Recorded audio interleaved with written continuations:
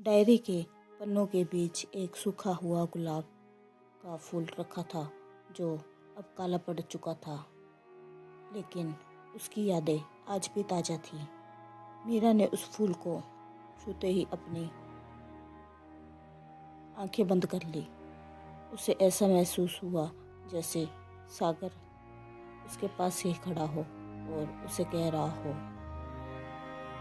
आप उदास क्यों हो रही हो मीरा जी? मैं तो आपके ख्यालों में हमेशा जिंदा हूँ।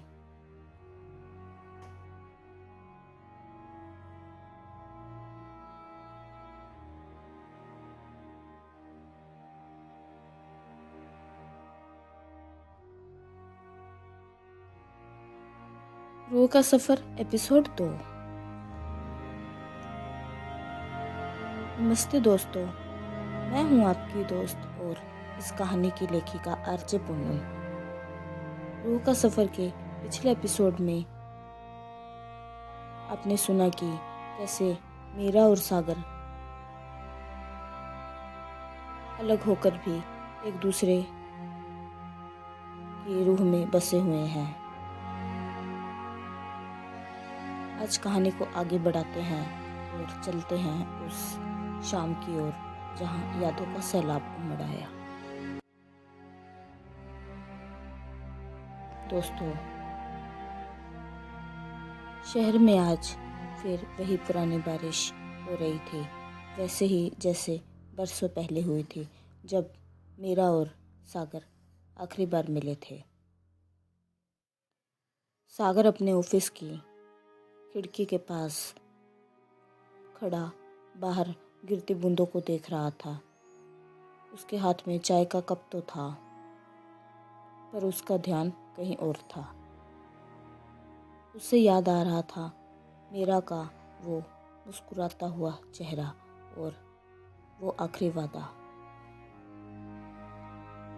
जो उन दोनों ने एक दूसरे से किया था कि चाहे हम साथ रहे या ना रहें, पर अपनी खुशियाँ कभी कम नहीं होने देंगे।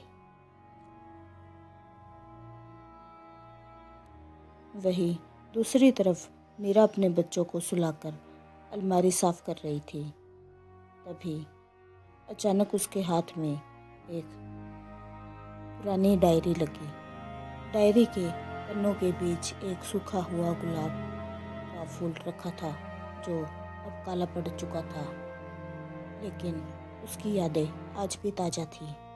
मीरा ने उस फूल को छूते ही अपनी आंखें बंद कर ली।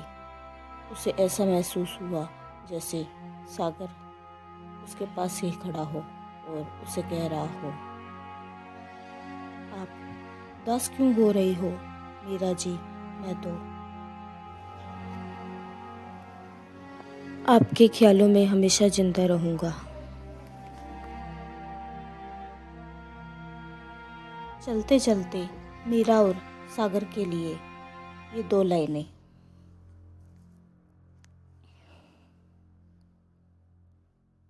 सूख गए हैं फूल मगर महक आज भी ताजा है। बिछड़ गए हैं हम मगर यादों का खुला दरवाजा है।